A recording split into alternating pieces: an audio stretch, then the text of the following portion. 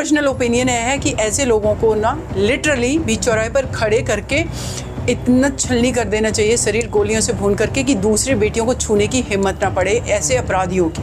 उनकी रूह कांप जाए कि नहीं, अगर हमने छुआ तो ये हाल होगा। देखिए, इसमें पुलिस को सब कुछ पता है। क्राइम सीन है, उस बेटी के साथ जो अपराध किया गया वहाँ पर 4-5 लोगों को और देखा गया है। ये अपराध एक व्यक्ति के द्वारा नहीं, ये गैंगरेप का मैटर है। पुलिस को मुझे लग रहा है सब कुछ पता है, लेकिन वो डिस्क्लोज नहीं कर रहे हैं, क्योंकि अगर उन्होंने डिस्क्लोज किया उस चीज़ को तो उंगली उनके ऊपर ही उठेगी। रेप केस का जो आरोपी है उसकी माँ का कहना कि मेरे बेटे ने ऐसा कुछ काम नहीं किया। इस देश के अंदर जो माँ है, उनका बेटा आतंकवादी हो, उनका बेटा कितना भी बड़ा मर्डरर हो, कितना भी बड़ा क्रिमिनल हो, कितना भी बड़ा रेपिस्ट हो, वो उसको प्रोटेक्ट करना चाहती है। इतने रेप के केस को देखा है, आपको क्या लगता है कि ऐसे जो रेपिस्ट होते हैं उनकी क्या माइंडसेट होती है कि वो इस लेवल तक किसी को जान से मार देंगे रेप करने के लिए? ये जिस बेटी के साथ अपराध करे उसको ये as a human being consider ही नहीं करते।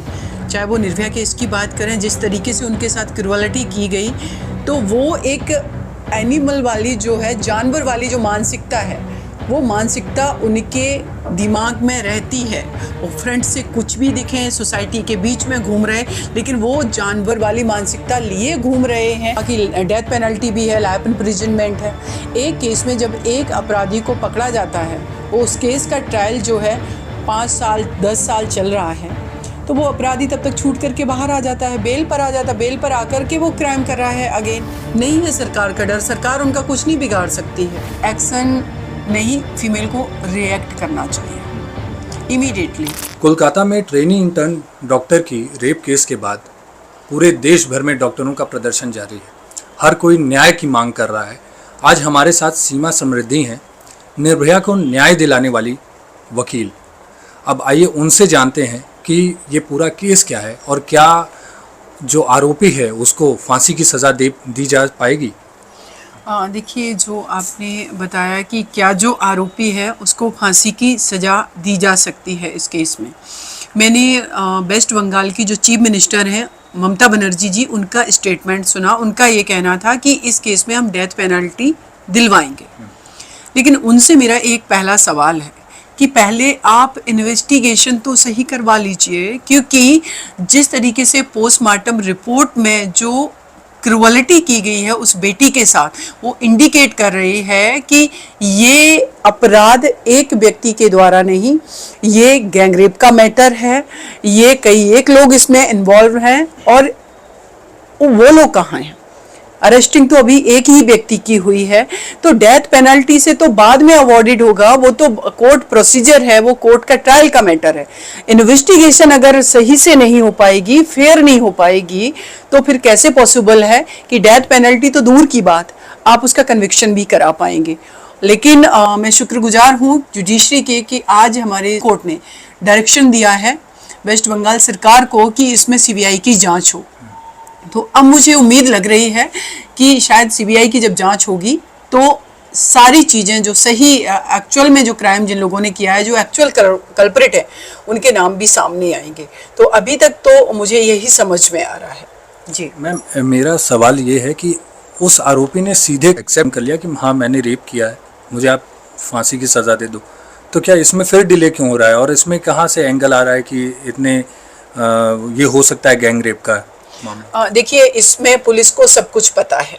मैंने पुलिस के स्टेटमेंट सुने जिस दिन से ये क्राइम हुआ, उसके बाद से पुलिस इसमें कभी भी कुछ भी क्लियर कट नहीं बता रही है। वो नहीं बता रही है। इवन कि अभी पता चला है कुछ टाइम पहले कि इसमें जो सीसीटीवी फुटेज अदर लिए गए, अदर जो सेमिनार हॉल में कैमराज लगे हुए थे जहाँ पर ये क्राइम सीन है, उस बेटी के साथ जो अपराध किया गया, वहाँ पर 4-5 लोगों को और देखा गया है। तो पुलिस अभी तक कहाँ थी?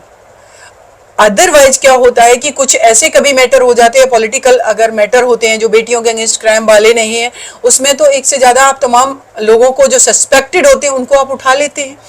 क्या इस बेटी के जीवन की, उसके लाइफ की इतनी कीमत नहीं है, उसकी डिग्निटी की, कि एक बेटी के साथ इतना हीनियस क्राइम हो गया और आप अभी उन सस्पेक्टेड को, जिनका 5-6 दिन हो गया, उसके बावजूद भी उन सस्पेक्टेड लोगों को भी नहीं आपने सीसीटीवी कैमराज देख करके उठाया? तो ये तो एक बहुत बड़ा क्वेश्चन मार्क है वेस्ट बंगाल पुलिस पर। तो अभी जब इन्वेस्टिगेशन का डायरेक्शन है सीबीआई का, तो उम्मीद है कि सही इन्वेस्टिगेशन होगा। दूसरी एक और चीज मैंने नोटिस करा कि निर्भया के साथ जब अपराध हुआ था देश की राजधानी दिल्ली में, वो 16 दिसंबर 2012 की बात है, और जैसे ही पता चला दूसरा दिन, तो पूरा देश एकदम से उबल गया कि नहीं, इस बेटी के जस्टिस के लिए फाइट करेंगे। पार्लियामेंट से लेकर के राष्ट्रपति भवन तक, इवन की भारत के हर कोने कोने में प्रोटेस्ट हो रहे थे। हर जाति धर्म वर्ग का, हर प्रोफेशन का व्यक्ति प्रोटेस्ट कर रहा था। आज यहाँ हम देख रहे हैं कि एक डॉक्टर बेटी थी, तो आम पीपल क्यों नहीं है, सिर्फ डॉक्टर्स ही क्यों प्रोटेस्ट कर रहे हैं। और वर्क प्लेस पर ये क्राइम हुआ है, जिनको हम बेटियों की सुरक्षा में लगा रहे हैं। उस रेजिडेंट जो डॉक्टर थी, वो आप सोचिए कि वहाँ पर जो व्यक्ति है जिसको अक्यूज को पकड़ा गया है, अरेस्ट किया गया है, वो एक सिविक पुलिस है वहाँ पर, जो मेन पुलिस को कोऑपरेट करती है, उसके संरक्षण के लिए रखा गया, बेटियों की सेफ्टी सिक्योरिटी के लिए। वो व्यक्ति ही क्राइम कर रहा है। तो ये आप समझिए कि जिनके संरक्षण के लिए हम जिनको दे रहे हैं कि वो उनको सेफ और सिक्योर करेंगे, वही लोग क्राइम करेंगे। तो ये मैटर तो और भी, ये तो पुलिस पे भी सवाल उठता है ना कि आप ऐसे आदमी को वहाँ पे ऐसी अथॉरिटी दे रहे हैं कि आप खुलेआम घूमो, और ऐसी मानसिकता वाले आदमी को। और मुझे जैसे पता चला है कि पुलिस का बिल्कुल, ये पुलिस की नेग्लिजेंसी है, ये वहाँ के एडमिनिस्ट्रेशन की और वहाँ की गवर्नमेंट की ये नेग्लिजेंसी है, कि अगर गवर्नमेंट की नेग्लिजेंसी नहीं होती तो डेफिनेटली कि एक ऐसे व्यक्ति को, जो अभी तक के इस केस के फैक्ट हैं, उसके आधार पर यही कहा जा सकता है कि आपने एक ऐसे व्यक्ति को अपॉइंट कर दिया वहां पर, जो कि ऑलरेडी, जैसे मुझे पता चला है कि उसका जो बैकग्राउंड अगर देखा जाए कि वो क्रिमिनल माइंडसेट का ही व्यक्ति है। उसने कई शादियां करी और उन फीमेल के साथ भी उसने गलत तरीके से व्यवहार किया और उनको फिर छोड़ा। ये सारी चीजें, तो आप कोई रिकॉर्ड ही चेक नहीं कर रहे हैं। तो बिना रिकॉर्ड चेक किए कि जिसको हम सेफ्टी सिक्योरिटी के लिए लगा रहे हैं, वो व्यक्ति का कंडक्ट क्या है, तो ये किसकी रिस्पॉन्सिबिलिटी है।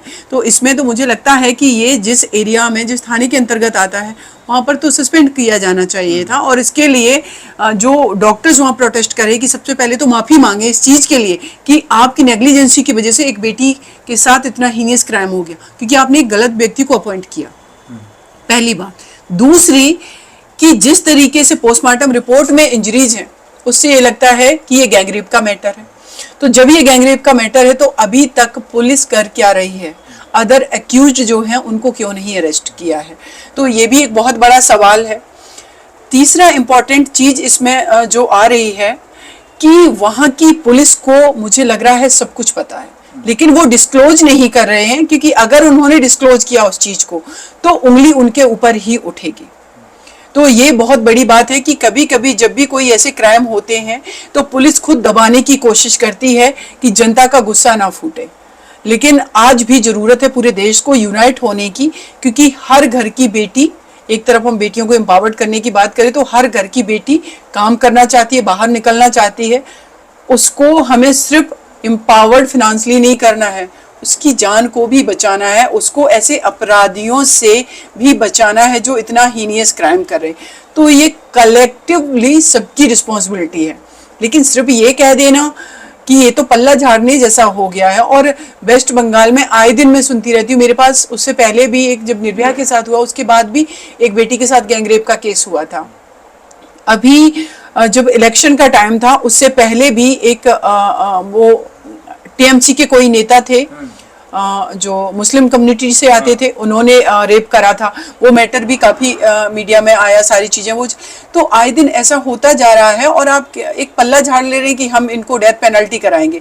क्या देश के लोग बेवकूफ़ हैं कि डेथ पेनल्टी कह देना, और ये निर्भया केस में मैंने फील किया, और डेथ पेनल्टी से अवॉर्डेड करा के उसको एग्जीक्यूट करा देना इस देश के अंदर आसमान के तारे तोड़ने के बराबर है।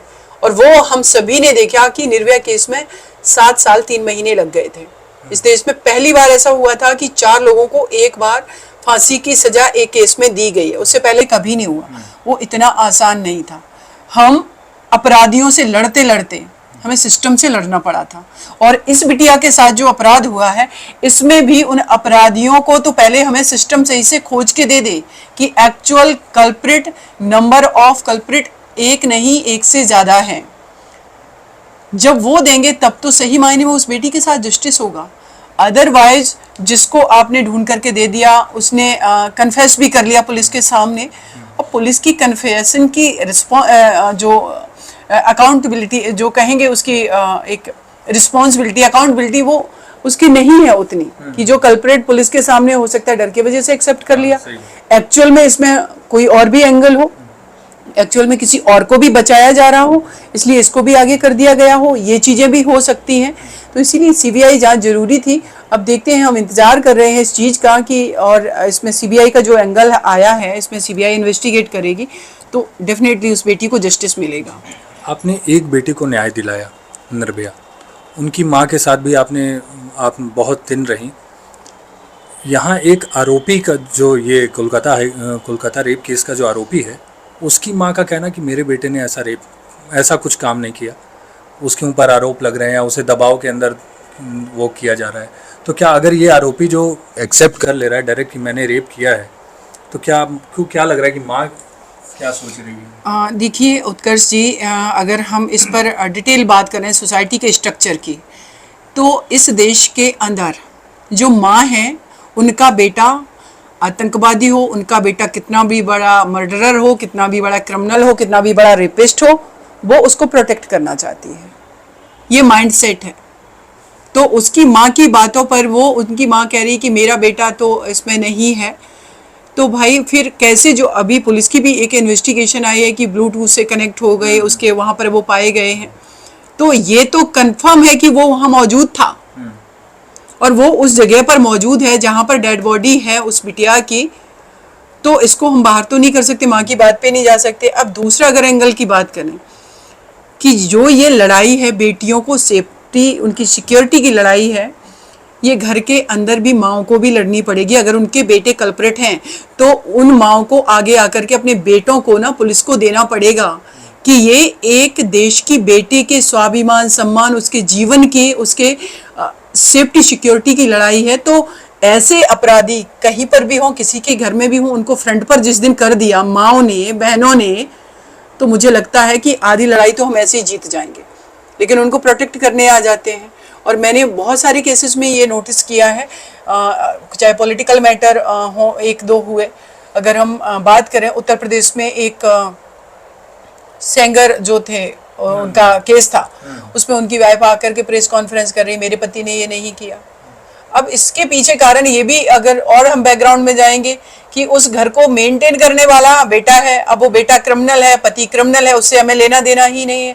वो एक हमारी कॉमन जो लड़ाई है इस जेंडर को उसके प्रति सेंसिटिव बनाने की, उसको प्रोटेक्ट करने की, वो उनके लिए गॉड है, उससे कोई मतलब नहीं है। उनको मतलब है कि अगर ये व्यक्ति जेल चला गया, चाहे वो कितना भी बड़ा अपराधी है, तो मेरा क्या होगा। तो एक तरफ उनको भी हमें इतना एम्पावर्ड और इतना हमें लॉजिकल बनाना है कि वो दूसरे घर की बेटी के सेफ्टी सिक्योरिटी के बारे में सोच पाए, ना कि अपने घर के बेटे को प्रोटेक्ट करने के बारे में।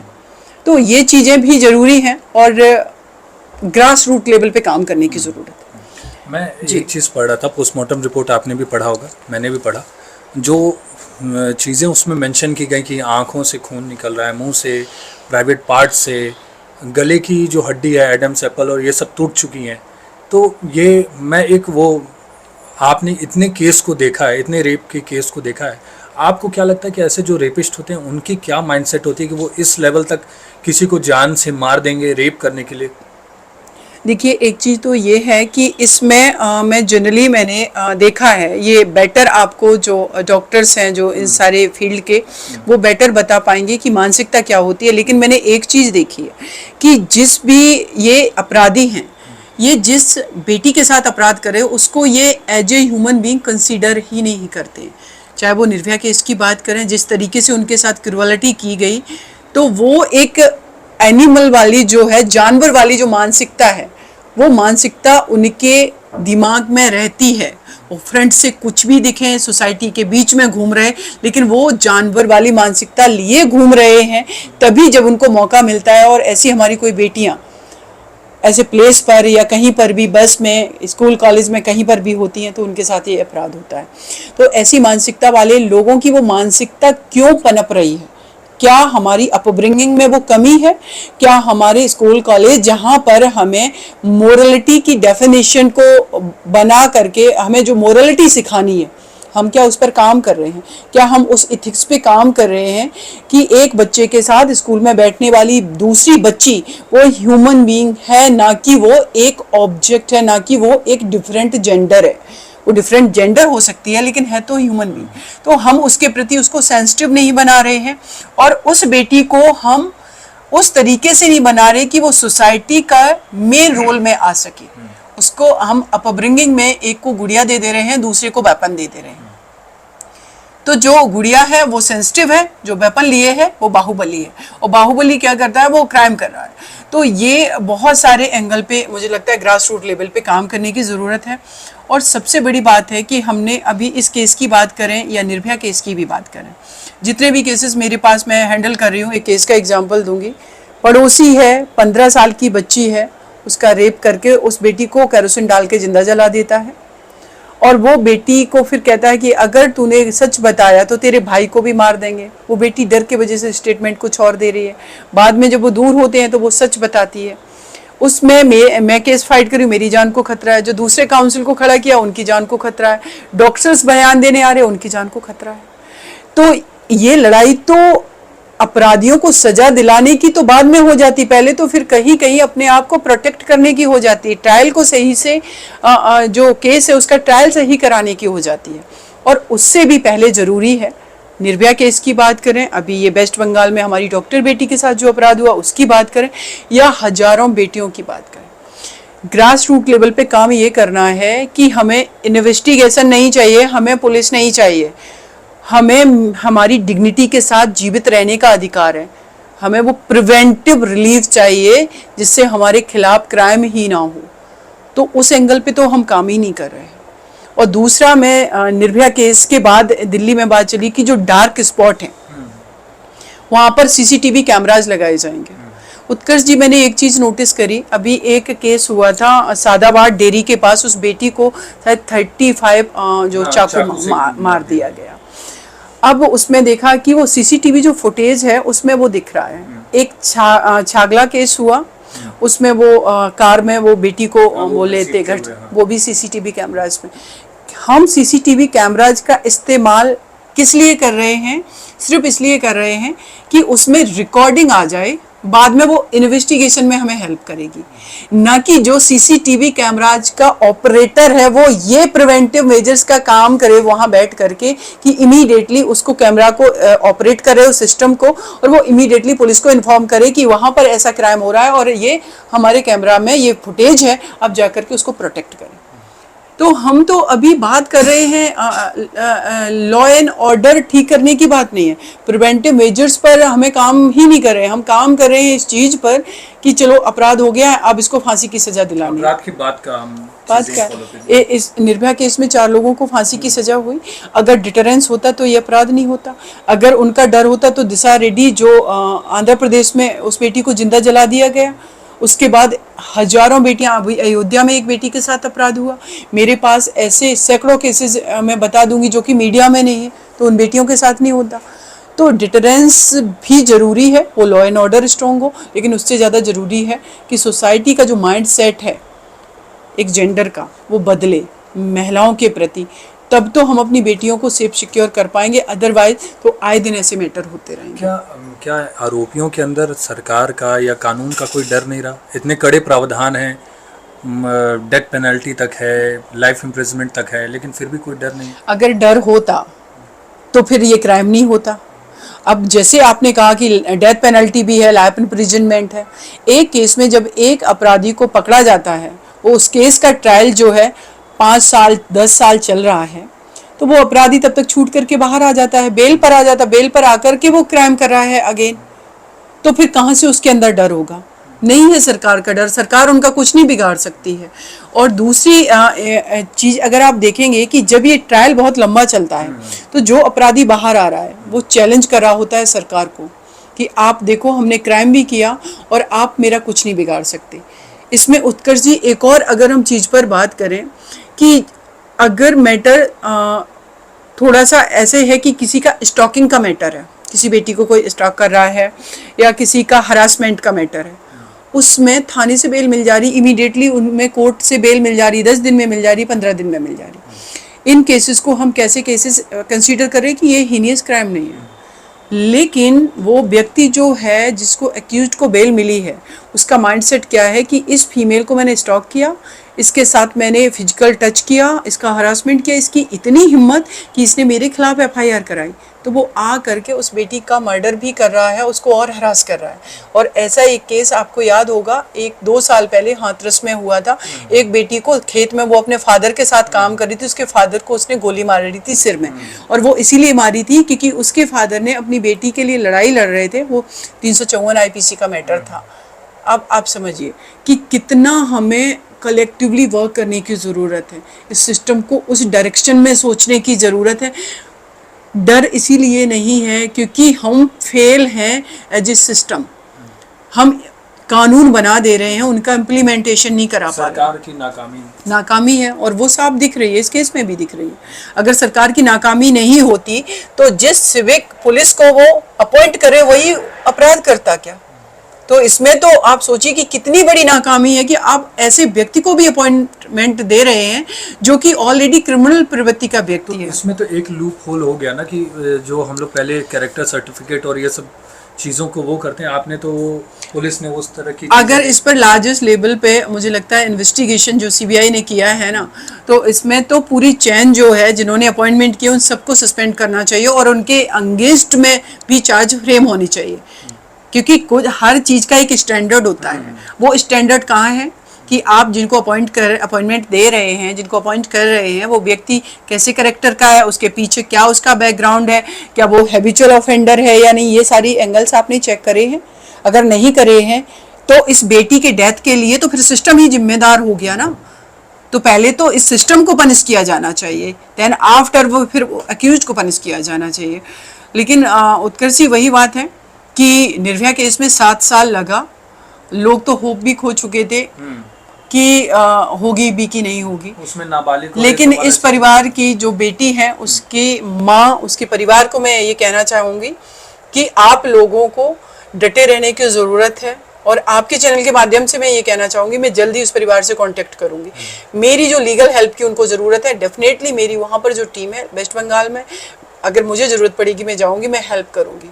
इस देश में कोई भी बेटी कभी निर्भया ना बने, इसीलिए ऐसे अपराधियों को fast track punishment, time bound punishment देने की बहुत ज़रूरत है, और वो पनिशमेंट भी जो एक्चुअल कल्प्रिट हैं उन सबको देने की ज़रूरत है, न कि एक आ गया फ्रंट पर और उसी को हम आगे करके बाकी जो एक्चुअल कल्प्रिट हैं उनको छोड़ दें।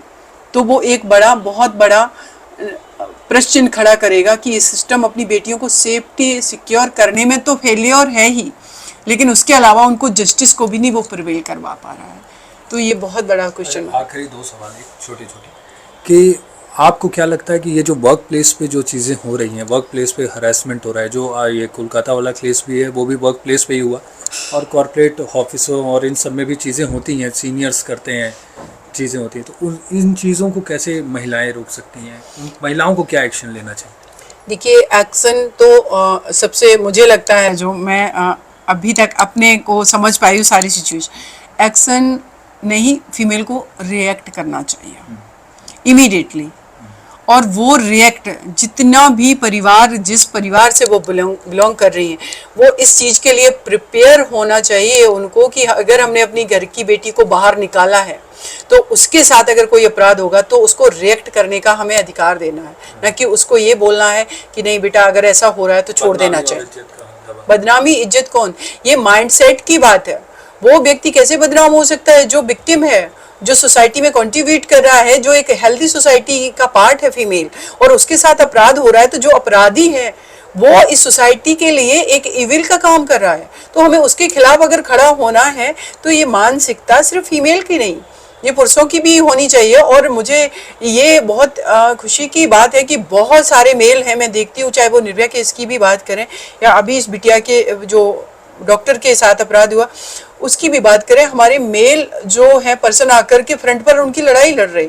तो एक सोसाइटी का बहुत बड़ा हिस्सा है जो चाहता है कि हमारी घर की फीमेल सेफ हो, सिक्योर हो, हमारी देश की फीमेल सेफ सिक्योर हो। लेकिन हमें उनको आइडेंटिफाई तो करना होगा जो ऐसे माइंडसेट के लोग बैठे हो, चाहे वो कॉरपोरेट सेक्टर में हो, चाहे वो किसी भी प्लेस पर हो। तो जिस दिन हमारी फीमेल ने रिएक्शन देना शुरू कर दिया, कुछ नहीं तो भाई आप एक थप्पड़ मारो, बाद में देखा जाएगा जो भी होगा। अब issue on the spot reaction करो। और अगर आपको लग रहा है कि नहीं हम ये रिएक्शन नहीं कर सकते क्योंकि हमें अपनी जॉब भी सिक्योर करनी है, पता चला कि एक कंपनी में जहाँ पर फीमेल काम कर रही है उसके साथ अगर हरासमेंट हुआ है तो वो अगर उस सीनियर अथॉरिटी के खिलाफ कंप्लेन करेगी तो वहाँ से कंपनी से उसको पता चला रेड फ्लैग दे दिया जाएगा, रेड मार्क कर दिया जाएगा, उसको कई कंपनी में काम नहीं मिलेगा। मतलब आप क्या कर रहे हैं, सोसाइटी में उसको बायकॉट कर रहे हैं उसके फंडामेंटल राइट से, जो कि एम्प्लॉयमेंट फंडामेंटल राइट है, राइट। तो ये उसका फंडामेंटल राइट है, आप कैसे कर सकते हैं? तो उसके लिए मैं फीमेल से कहूँगी कि देखिए, जब तक सामने वाला ऑनेस्ट है आप ऑनेस्ट रहिए। अगर सामने वाला क्रिमिनल है तो भाई आपको कम से कम अपने को प्रोटेक्ट करने के लिए स्मार्टली तो वर्क करना होगा। सीनियर के ऑफिस में जा रही है, अगर क्राइम कर रहा है तो भाई आप एक हिडन कैमरा तो रख सकती हैं, आप रिकॉर्डिंग तो ऑन कर सकती हैं, आप कुछ तो ऐसा कर सकती हैं। आप सिर्फ सोसाइटी में कंट्रीब्यूट नहीं कर रही हैं, आपकी अपने प्रति भी ये सोशल रिस्पॉन्सिबिलिटी है कि अपने को सेफ सिक्योर रखें और आप अपनी डिग्निटी को भी बचा करके रखें, कोई आपको हार्म ना पहुंचा पाए, कोई आपको नुकसान ना पहुंचा पाए। तो उसके लिए स्मार्ट तो बनना ही पड़ेगा आपको। लेकिन सबसे बड़ी बात ये है कि सोसाइटी का माइंडसेट बदलना। अभी एक केस मेरे पास आया है, एक बच्ची 14 साल की थी, उसके रियल मासी के बेटों ने उसके साथ रेप किया। वो बच्ची अपने मदर से कह रही, उसने मना कर दिया, उसने मैटरनल अंकल से कहा, उन्होंने मना कर दिया। अब उस बेटी के साथ क्या हो रहा है कि जब भी वो रिलेटिव्स के बीच में फंक्शन में जा रही है और वो दिख रहे हैं तो वो हंस रहे हैं उस पर। आप समझिए कि क्या होगा कि जिस बेटी के साथ 14 साल की थी, रेप किया उन्होंने, और वो अब उसको देख करके हंस रहे हैं और अनएप्रोप्रिएट तरीके से उसको टच भी करने की कोशिश कर रहे हैं।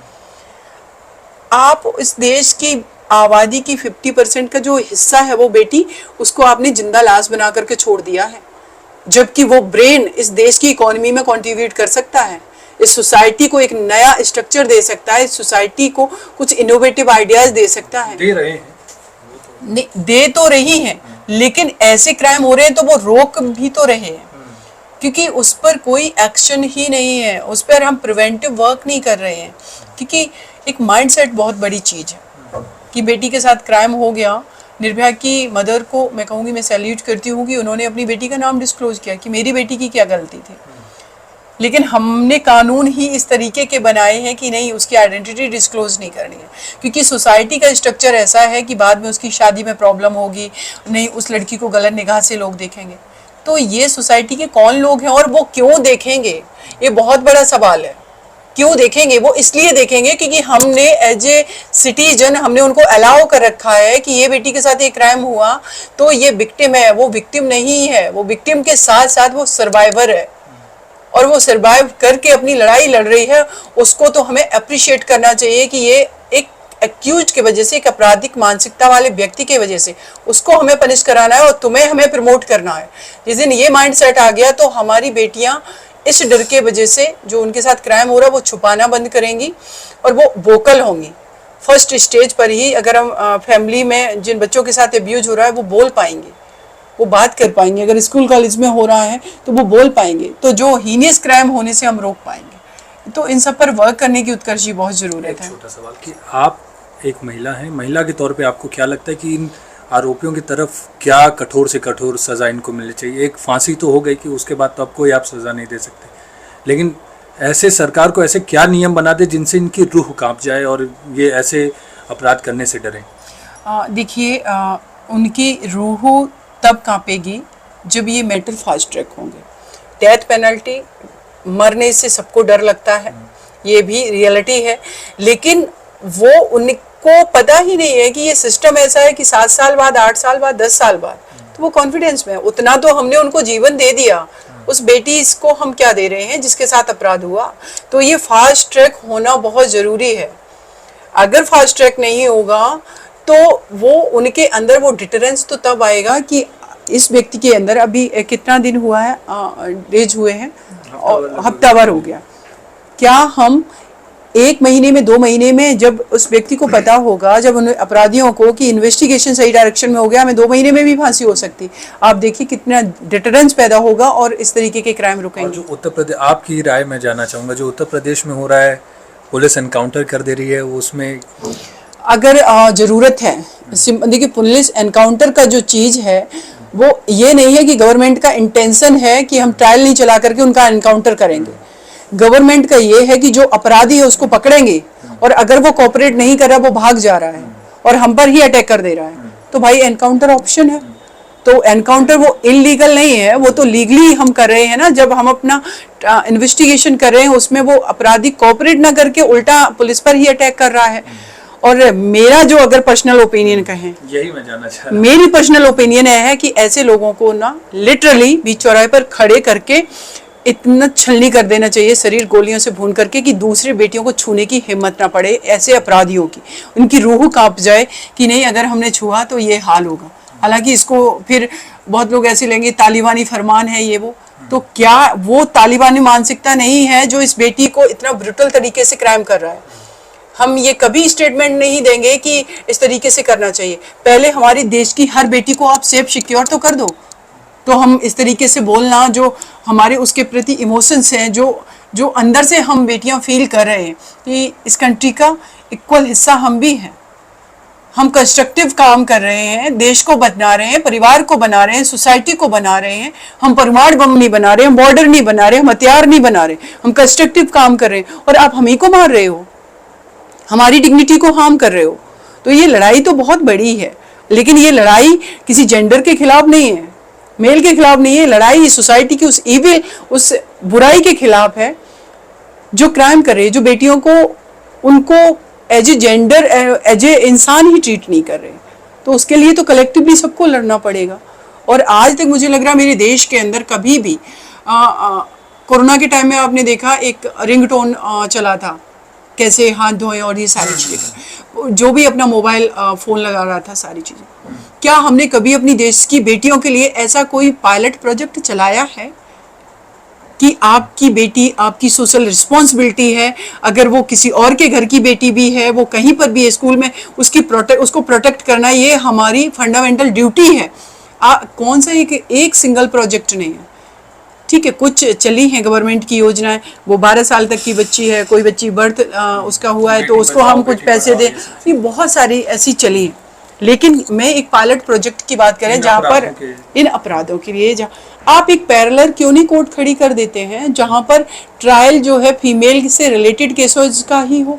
आप एक फीमेल क्यों नहीं ऐसा ट्रायल से लेकर के आप सुप्रीम कोर्ट के लेवल तक एक खड़ी क्यों नहीं, एक पैरेलल कोर्ट खड़ी हो सकती है जहाँ पर कि जो विमेन के अगेंस्ट क्राइम है, उस क्राइम में with in 2 months, with in 3 months fast track court case हो करके उनका कन्विक्शन होगा, तो डर पैदा होगा। क्योंकि फीमेल के अगेंस्ट तो क्राइम किसी भी जगह हो रहा है, घर के अंदर हस्बैंड के द्वारा उसको अब्यूज़ किया जा रहा है उसके अपने बेड पर। आप सोचिए कितना मैटर है कि जिस हमारे पास अभी एक केस मैं कर रही हूँ 304B का डॉरी डेथ का केस है, उस बेटी के ससुराल वालों ने सिर्फ 51,000 रुपीज़ कन्याधन का उसके मायके वालों से लेने के लिए उस बेटी को शादी के 4 महीने के बाद ही मार दिया। और उसके बाद उस बेटी को मार दिया। फिर वो अभी तक मुझे लग रहा है जो डिफेंस काउंसिल है उसको 20 लाख रुपए दे चुके होंगे। तो डॉरी डेथ में आप देखेंगे कि जो बेटी अपना एक परिवार छोड़ करके दूसरे परिवार में जा रही है, एक नए लोगों के बीच जा रही है, और वहाँ पर वो किस कमिटमेंट के साथ जा रही है कि इसमें हमें अपनी लाइफ का रिमेनिंग पार्ट इसी घर में बिताना है, वहाँ पर उसके साथ क्या हो रहा है। तो कभी कभी जो जस्टिस हमारे एक्स जस्टिस काटजू जी ने जो कहा था कि डॉरी डेथ के मैटर में डेथ जो 302 है IPC उस टाइम ज़रूर लगना चाहिए, क्योंकि वो तो और भी हीनियस हो गया। जहाँ हमारा एक ट्रस्ट था कि हमें सेफ सिक्योर करेंगे, वही हमें मार दे रहे हैं। बाहर तो हम घर की 4 दीवारी के बाहर अपने आप को प्रोटेक्ट कर लेंगे, लेकिन 4 दीवारी में जो हमें सोशल और मेंटल फिजिकल सिक्योरिटी देने का वादा करके हमें लेकर के आए, वही हमें मार रहे हैं। तो ये मानसिकता उत्कर्ष जी बदलने की बहुत ज़रूरत है। जितना हम अपनी फीमेल को एम्पावर्ड कर रहे हैं, उतना ही मेल के अंदर उन फीमेल के एम्पावर्डनेस को एक्सेप्टेंस आना, डेवलप करना बहुत ज़रूरी है। नहीं तो बहुत ही मुश्किल का ये दौर है। और इसमें इवन कि सुप्रीम कोर्ट ऑफ इंडिया का इवन क्रिटिसाइज करने का मुझे नहीं है, लेकिन मैं अपना एक पॉइंट ऑफ व्यू रख रही कि मैरिटल रेप जो है उसको रेप कंसीडर नहीं किया गया। अभी वो matter high court supreme court में है और जल्दी ही उस पर हियरिंग शुरू होने वाली है और मुझे लगता है विद इन 1 और 2 मंथ्स में आएगा। क्योंकि मैरिटल रेप को आप रेप नहीं कंसीडर करोगे, क्योंकि आप एक व्यक्ति को ये अधिकार दे दिया है कि वो किसी भी हद तक आपके साथ क्रूरलिटी कर रहा है घर में, तो वो डिवोर्स का तो ग्राउंड हो सकता है, वो क्रूरलिटी का ग्राउंड हो सकता है, लेकिन वो मैरिटल रेप नहीं है। और दूसरी तरफ हमारे जो पीनल कोड है वो कहता है कि विदाउट कंसेंट, लेकिन एक व्यक्ति को हमने शादी के बंधन में बंध के वो परमानेंट कंसेंट दे दिए कि वो कितना भी क्रूरलिटी करेगा, मेरी डिग्निटी के साथ कितना भी छेड़खानी करेगा, फिर उसका जो इंडिविजुअल फंडामेंटल राइट है एज ए ह्यूमन बीइंग, उसका तो वायलेशन हो रहा है। फिर आर्टिकल 21 कॉन्स्टिट्यूशन ऑफ इंडिया का क्या मतलब रह गया कि आप इंडिविजुअल के राइट को प्रोटेक्ट कर रहे हैं। होपफुली मुझे लगता है कि सुप्रीम कोर्ट ऑफ इंडिया का जब जजमेंट आएगा तो वहां पर ये चीज होगी कि अगर इंडिविजुअल किसी के राइट को प्रोटेक्ट किया जाएगा तो मैरिटल रेप को भी रेप कंसीडर किया जाएगा। हाँ, एक चीज है कि कोई इसका मिसयूज ना करे, इसलिए आप भाई अपनी इन्वेस्टिगेशन जो एजेंसियां हैं उनको इतना ट्रांसपेरेंट, इतना टेक्निकल, इतना इंटेलिजेंट पर्सन्स को अपॉइंट कीजिए ना कि वो दूध का दूध और पानी का पानी कर दें। तो उनके अब आप ये होगा कि कोई फॉल्स केस कर रहा है तो उसके लिए आप पनिशमेंट का करिए, आप प्रावधान करिए, आपके पास है अथॉरिटी। लेकिन एक फॉल्स केस के बीच में और एक जेन्युइन केस के बीच में आप डिफ्रेंशिएट ही नहीं कर पा रहे हैं अभी, क्योंकि हमारी एजेंसियां ऐसी हैं ही नहीं। उनके अंदर भी बहुत सारी एजेंसियों के अंदर ऑनेस्टी नहीं है। मैं पुलिस के केसेस हैंडल कर रही हूँ, बहुत सारे देखा कि एक प्लेस पर कहीं क्राइम हुआ है, 4 लोग खड़े हैं, 2 कल्प्रिट हैं उसमें और 2 देख रहे थे खड़े, वो बचाने उनको भी उन्होंने अक्यूज बना दिया। अब वो क्या करेंगे, उनसे पैसे लेने की कोशिश करेंगे, फिर कहेंगे तुम इतना करो, तुम्हारा नाम हटा देंगे चार्जशीट से। ये रियलिटी है। तो रियलिस्टिक ग्राउंड पर काम करने की भी हमें बहुत ज़रूरत है। लेकिन फिलहाल सबसे ज़्यादा ज़रूरी अभी जो है कि हमारी इस बिटिया को, जो वेस्ट बंगाल की है, इस बेटी के एक्चुअल अपराधी कौन है उनको पकड़ा जाना जरूरी है, फास्ट ट्रैक ट्रायल जरूरी है, सही डायरेक्शन में इन्वेस्टिगेशन जरूरी है, और उसके बाद इस केस में डेथ पेनल्टी से कम कोई पनिशमेंट नहीं होना चाहिए, ये भी जरूरी है। तो ये थी हमारे साथ सीमा समृद्धि जी, निर्भया को न्याय दिलाने वाली, और अब देश में एक और निर्भया न्याय मांग रही है। पूरे देश के डॉक्टर रोड पे उतरे हुए हैं न्याय के लिए। देखते हैं सरकार क्या करेगी, कोर्ट क्या करेगा और उन्हें कब जस्टिस मिलेगा। उत्कर्ष मिश्रा, न्यूज़ 18 के लिए।